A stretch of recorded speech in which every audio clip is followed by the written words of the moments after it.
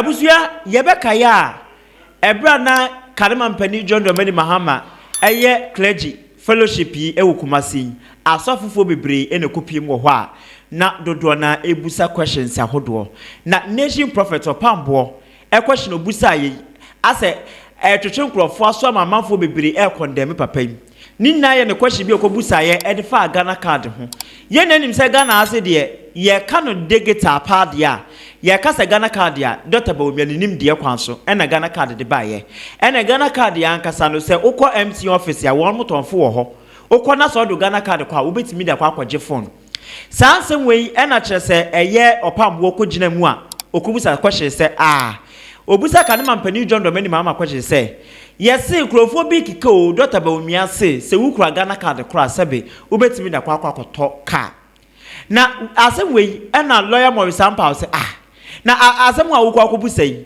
ase wakọ eye kejetia ufiri nkraba kejetia na wunim babia wunim sofra wunim PZ na ukodi hu nkomo san PZ kwa kronfo ho na yabo kwa sebe Kadema Mpani John Dramani Mahama wukwa kobusa ni onim digitalization ho hwe wonim ho maache na sebe wakwa kobusa na sa kwashi we na wakwashi bia wukwa kobusa na adita nkobusa eye Dr. Bawumia ono ene so obetime de aba eti ta Kadema Mpani John Dramani Mahama sabu kobusa no no eno no aseche ne sen abusuanya no nko a owie no ene wakanse bebre se endi samireko na ankasa no wo partem de die party pa wo mu ne dikan wo di atem ama sebe wo mu asofofo wo no mo hye nko mo mu kwa di atem asebe obo obi di abusua eno na mebebodi no because a ubodi ni se kimu a wo bedom wo hu npa kra abusua yanko na yankohwe video ne famra na mama fofa no me no na mama be traso no instead of so lady say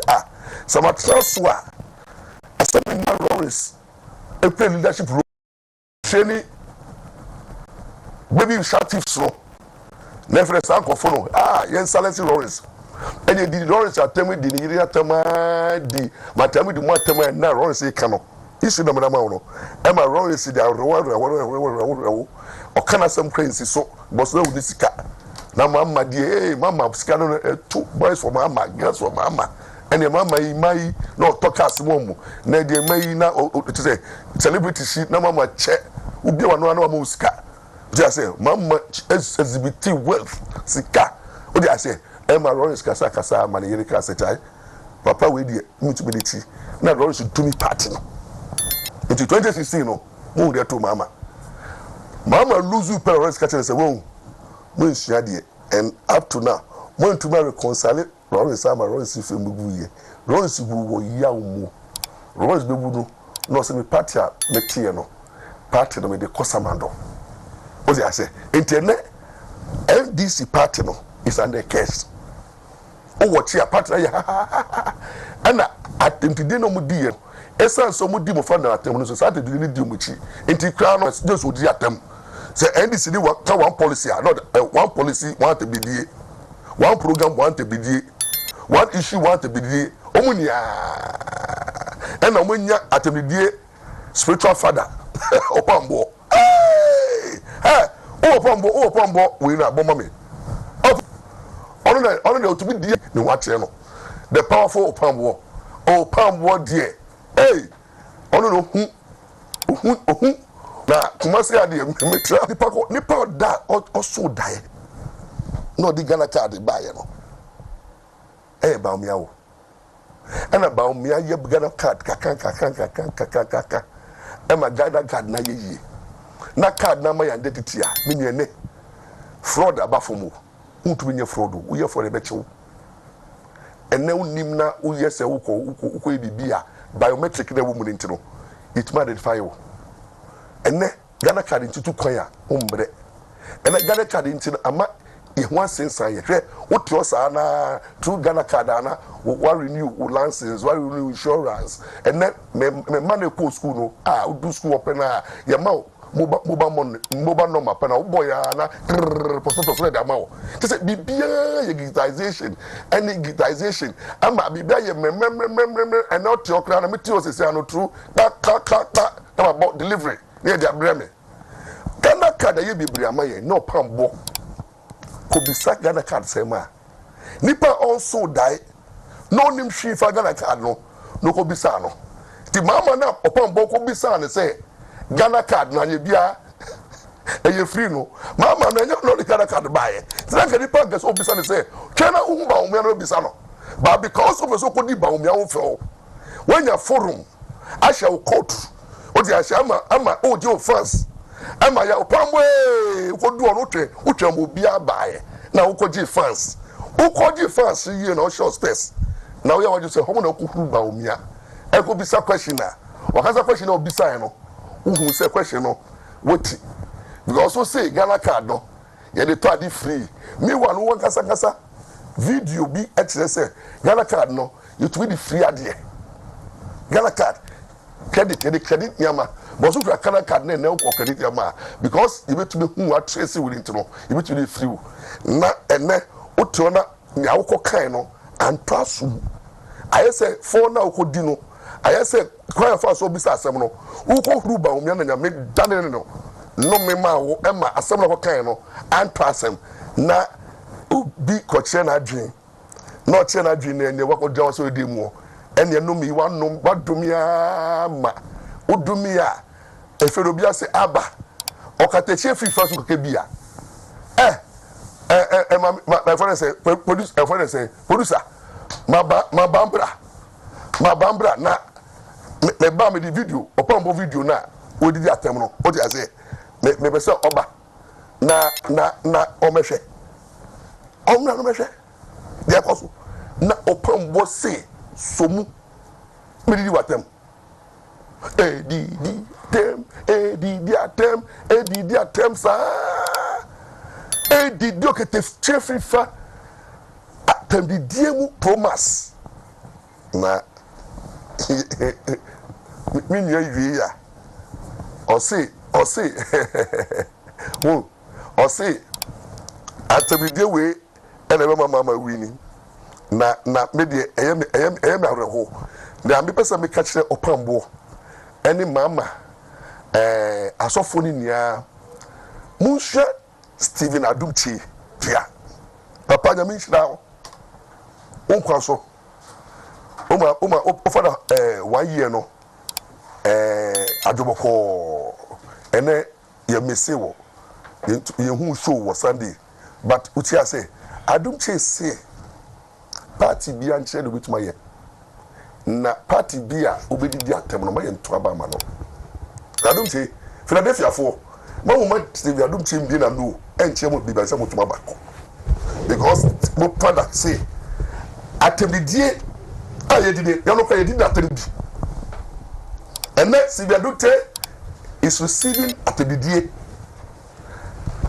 Steve Adumchi kutia atemdie because papa no abai ebe ye nyame adwuma ebe gi amanfo ebe tankwaje asem na amanfo bia sorry ye didi na tem na Steve Adumchi ene already on one by one or the sanity ba into Philadelphia ma Steve Adumchi fight atemdie na one want to say obi odi atemdie bia no me to abam enti mo aka se Philadelphia for no mo hwe mo didi atem no a mo didi Adumchi atem mo ye nkofo mo support to NDC de di kan aye Captain Smart odidi Adumchi atem sa de na pampam so onye nyame onfi nyame na ototo factories and on papa ikun ya for 3 months enti no sa di pay and now say mama na eba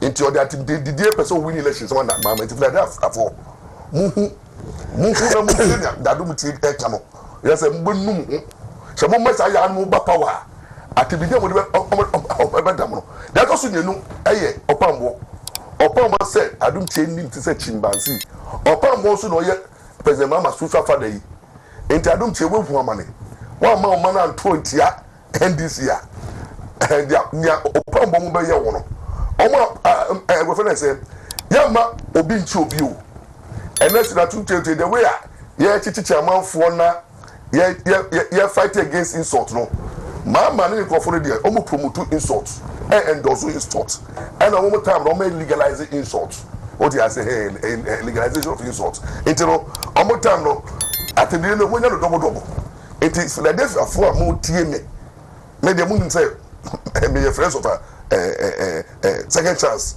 into wo ye Philadelphia nia am ye 2 million na mo kokro mo ti mo tunti atibidie na wo pe atibidie hini a mama ope atibidie afana say communicator Kevin Taylor ope atibidie afana say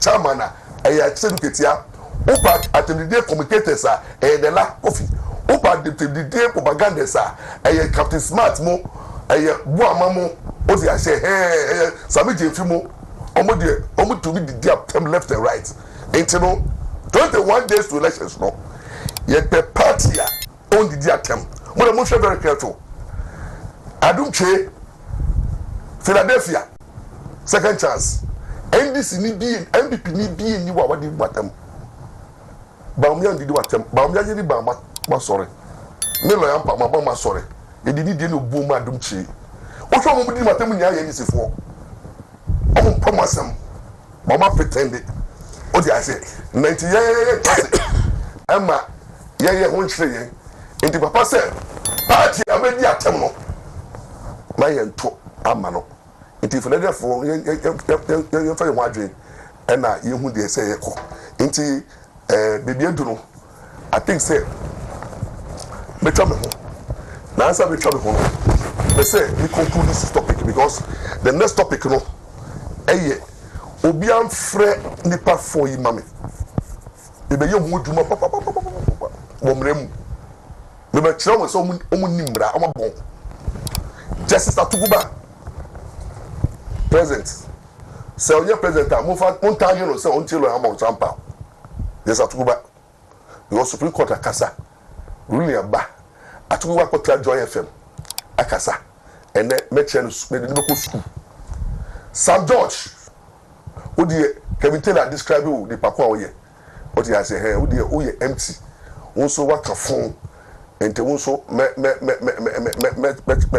to smooth level Sami Jefi wonso wa be kan kwasasam na last no pebu odi wa bon ama odi pebu no te say wa bon ama because emu bi no bra 2012 ye election petition na pebu wo Jesus 1 na wonso be se wadwe a abeka nsema nyansa di enimu entino after we no ba wie no me be fast akofu wi na maskulo mu na ihu kwan fa so a ye be the respect be maje the judiciary you are there are other matters are very interesting expose we are me be ba me be say Ghana full sua de kakra mo kai lawyer Maurice Ampaw some 12 years ago mo ni election petition Saturday me 12 years ago.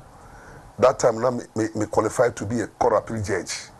Since me almost 23 years as a lawyer. Until I'm more qualified to be a Supreme Court judge. But to be a Supreme Court judge, you know, you're 15 years. Since I'm 23 years. And you know, I'm qualified to be a Supreme Court judge. But at the time, 2012, you know, now me 12 years out to the bar. I met to my court appeal judge, and everybody knew what I did on TV3. Election petition.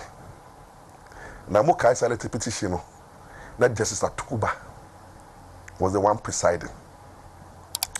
Into moi munim no, mo go lambu. At that time, this Atuguba was so powerful. Or GD, as I say, or stamping the authority to prove to everybody, say, there's a need for everybody to respect the judiciary. And we'll use the word state authority.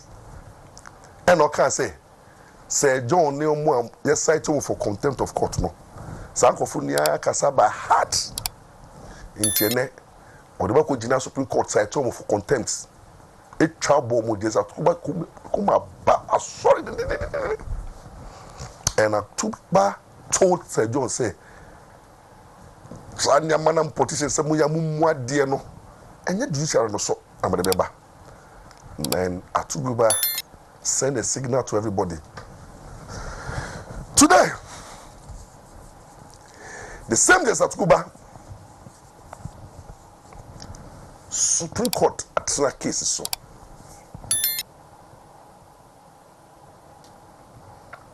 I'm on a ruling. Court ruling no.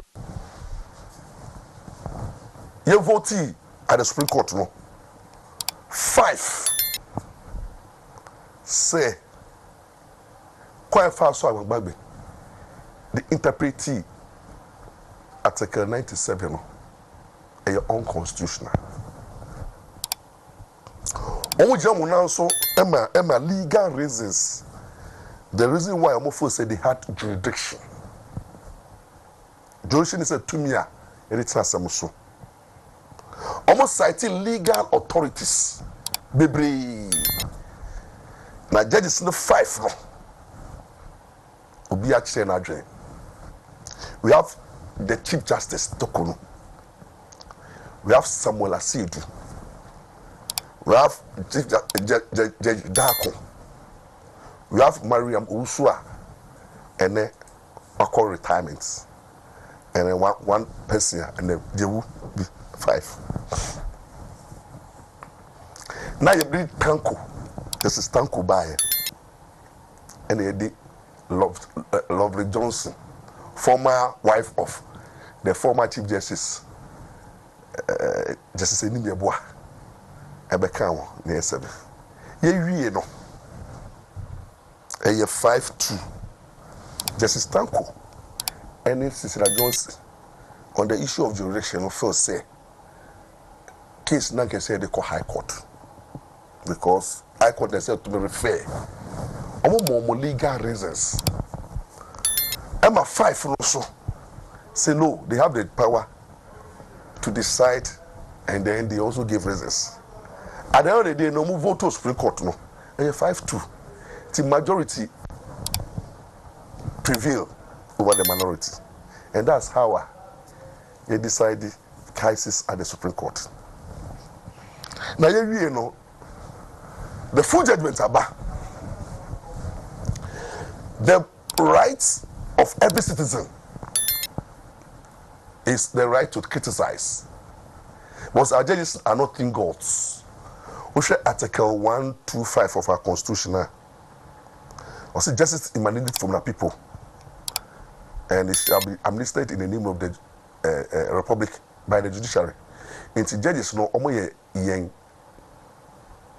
servants, and a trustee. They hold the judicial power in trust for the people. Into normally no say, the ruling bar. What in a civilized society like America and every world no. I just no, you remember just success. You were your lawyers. Into they almost subject the ruling no and the decision no legal scrutiny. Also your lawyer near what principles na say into overshare judgment na ba no and the ruling no not subject to critical analysis. At the end of the day no ubenya opinion whether it is right or wrong no that didn't change judgments and add up to the school of thought.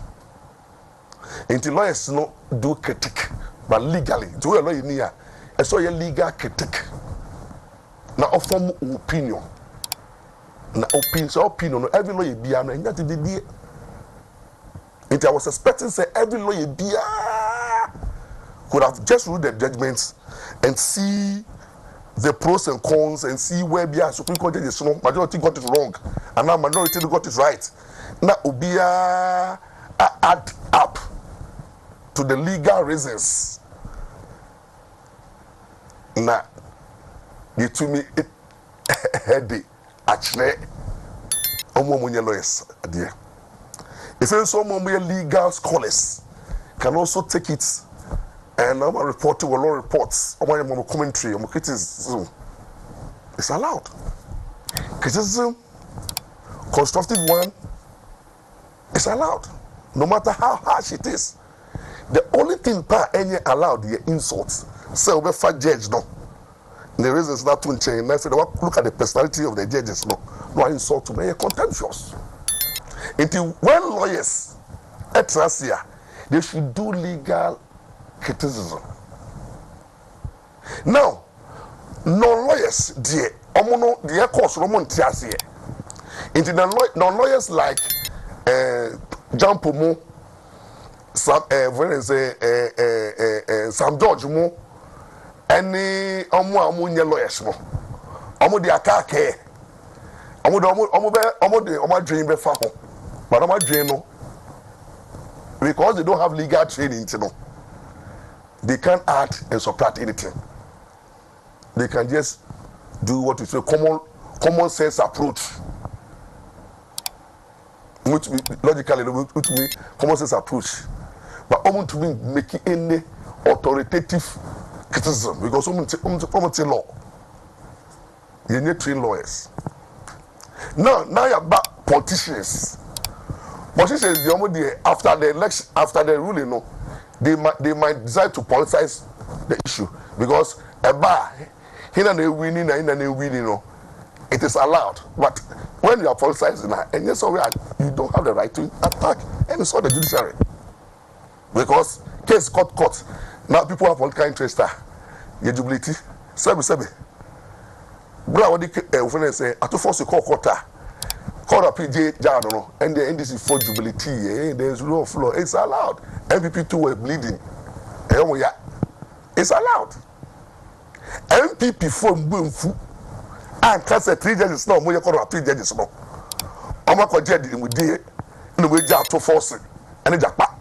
And now I won't tell law. I say, and with the dear term and because it is political influenced. They understand the rule of the game. I told you, I said, look, let me appeal to the Supreme Court to see whether the decision of the court of appeal is sound. That is the way forward. So, when it comes to judges, and their training, they don't talk to the public. Because almost colleague at case swa. We are judge. You don't come out publicly to state your opinion and then you pay your bill to attack your own colleagues. Into what's your case be all the judges that were Ghana are they are sitting judges, sir. Because we are with the opinion from district, circuit, high court, court of appeal, and even Supreme Court judges in the bureau. They may look at their reasons and then they may have their own opinion. But at the end of the day, the supremacy of the Constitution and the highest. Meaning, the decision of that Supreme Court judges is binding on them. They have no choice than to comply with it. That is the rule of the game. And that is how civilized society is behaving. Now, what is the role of retired judges when their own colleagues is in active service? A lot of retired judges in this country who, after retirement, they are quiet because they understand the workings of the Supreme Courts. There is what we call confidential relationship. You swear that oath until Supreme Court and you be and a judiciary now we have a lot of Supreme Court judges who are retired. Never in my life as a lawyer of 24 years in practice, me who Supreme Court Justice someone retire. Judgment is given. Now I'm on radio station. At a foot soldiers like a Tukuba.